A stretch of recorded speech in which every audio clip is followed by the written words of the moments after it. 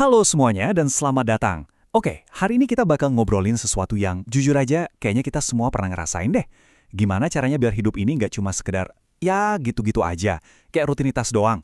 Kita mau coba geser nih, dari yang tadinya cuma ngejalanin hari, jadi benar-benar menghidupi setiap detiknya. Dengan sadar, dan yang paling penting, dengan punya tujuan.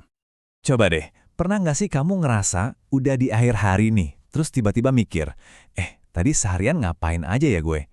Kayak badannya sih gerak, kerja, ngapa-ngapain, tapi pikiran sama hati kita tuh kayak nggak di situ, ngelayang empah kemana. Kalau kamu pernah ngerasain ini, you are not alone, serius. Dan perasaan autopilot inilah yang mau kita bedah bareng-bareng sekarang. Nah, kalau autopilot itu masalahnya, terus solusinya apa dong? Lawannya apa? Jawabannya ada di konsep yang keren banget ini, hidup yang terlibat penuh. Kedengarannya dalam ya? Yuk kita cari tahu bareng-bareng apa sih artinya? Jadi, hidup yang terlibat penuh itu artinya kita berpartisipasi aktif dalam setiap pengalaman kita. Kuncinya ada 3, presence atau kehadiran, purpose atau tujuan, dan connection atau koneksi. Tapi jangan salah sangka ya, ini bukan berarti kita harus produktif atau sibuk non-stop. Sama sekali bukan. Ini lebih soal kualitas. Jadi pas lagi kerja, ya kita benar-benar fokus kerja. Pas lagi sama teman atau keluarga, kita benar-benar dengerin mereka. Bukan malah asyik main HP. Intinya setiap hal yang kita lakuin, itu ada kenapanya. Dan kenapa itu nyambung sama apa yang penting buat kita. Biar lebih kebayang, coba kita lihat perbandingannya langsung. Di satu sisi ada hidup autopilot. Ini tuh reaktif, kita cuma nanggepin apa yang datang. Gampang banget ke distract dan ujung-ujungnya ngerasa disconnected, kayak nggak nyambung. Nah, di sisi lain ada hidup yang terlibat penuh. Ini kebalikannya, semuanya intensional alias disengaja. Kita hadir, kita punya tujuan jelas dan kita merasa terhubung baik sama diri sendiri, sama orang lain, sama apa yang kita kerjain. Jauh banget kan bedanya? Dan ini bukan cuma omongan motivator loh, ada datanya. Sebuah studi besar menemukan sesuatu yang, mengejutkan banget. Ternyata, karakteristik nomor 1 yang ngebedain orang yang puas sama hidupnya dengan yang enggak, itu adalah keterlibatan ini. Bukan duit, bukan jabatan, bukan popularitas.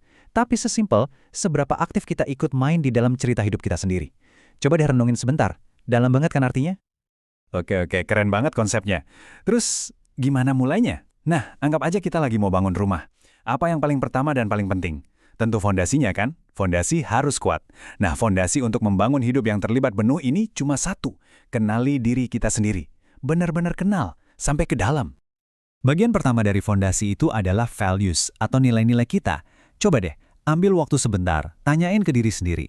Apa sih yang benar-benar penting buat gue? Bisa soal keluarga, kreativitas, kejujuran, apa aja. Nggak usah yang ribet-ribet. Langkahnya simple. Pertama renungin, kedua coba tulis, ketiga taruh di tempat yang gampang kelihatan. Di meja kerja, di kaca, di kulkas. Kenapa? Biar tulisan itu jadi semacam kompas pribadi kita, yang ngingetin arah setiap kali kita mau ambil keputusan. Oke, selain nilai-nilai, ada bagian kedua dari fondasi kita, mindfulness atau perhatian penuh. Ini intinya adalah kemampuan kita untuk hadir di momen sekarang. Gak usah bayangin meditasi berjam-jam di puncak gunung ya. Mulai dari yang super simple aja. Misalnya, pas lagi mandi, coba deh beneran rasain airnya, baunya.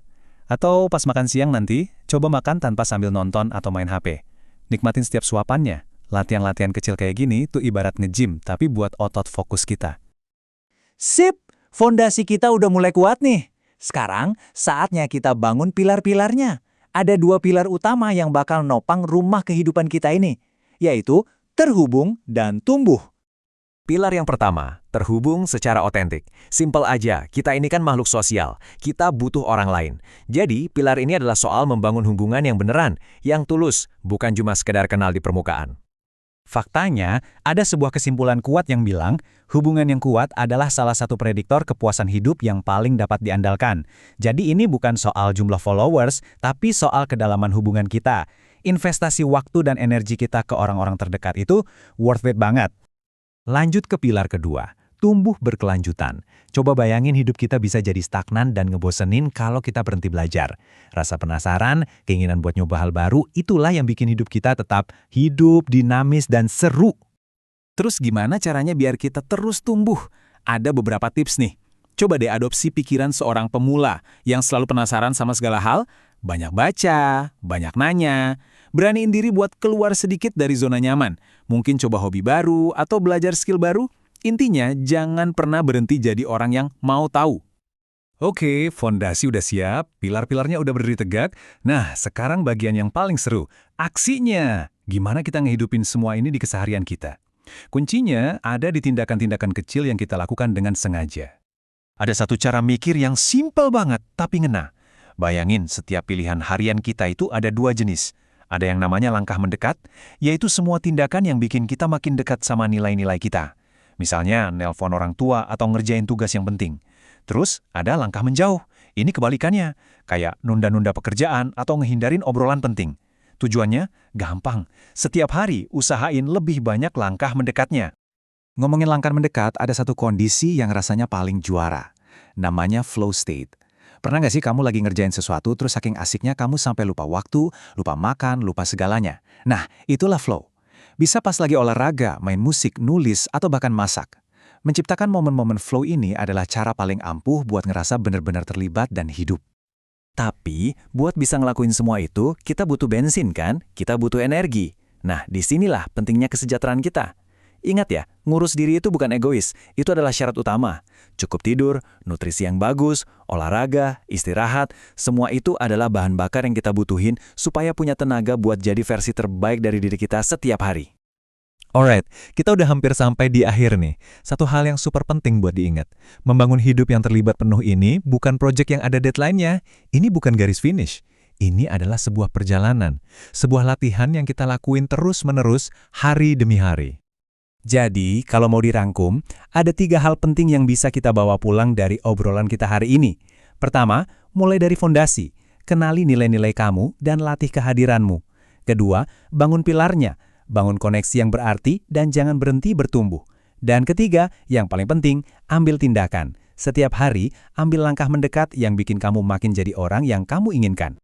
Sebagai penutup, aku mau kasih satu pertanyaan buat kamu renungin. Gak usah mikirin ngerombak hidup total besok pagi. Bukan itu intinya, cukup satu langkah kecil aja. Pertanyaannya adalah, apa satu pilihan yang disengaja, satu langkah mendekat sekecil apapun yang akan kamu ambil hari ini?